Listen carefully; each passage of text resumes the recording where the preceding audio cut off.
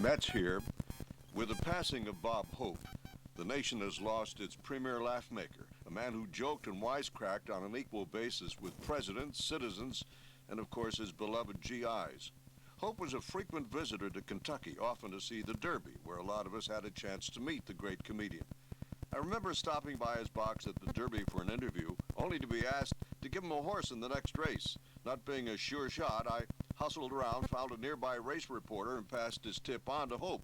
He pulled out $200, his wife Dolores added her $5 bill, and they went off to place the bet. As I recall, the horse won, and for that day anyway, we were instant buddies. One night, Hope, who was staying at the Sealback, took a stroll with friends to the Galleria. Two fans spotted him and argued whether or not they were looking at their favorite comedian. Hope, overhearing the discussion, sidled up to them and began humming, "Thanks for the memory." Then he shook hands and joked around for a while. He always had time for the people. Some years ago, the station sent me to Hollywood to interview Hope and drum up an audience for a benefit he was to do in Louisville. I showed up at Warner Brothers' studio where Hope was filming.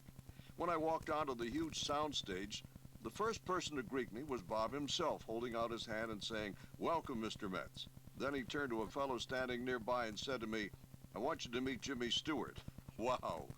Believe me, not every celebrity is as open and friendly. It was common knowledge that Hope was one of the wealthiest men in Hollywood. He never seemed to brag or make much of it, though during our interview, while talking about life in California, he happened to mention he was, at that time, the biggest single taxpayer in the state. His phenomenal career was impressive, of course, and his popularity unquestioned. My memory of the man hinges on the instant friendliness and recognition he gave to this Kentucky broadcaster each time we met. Bob Hope was one of a kind. This is Milton Metz, 84 WHAS.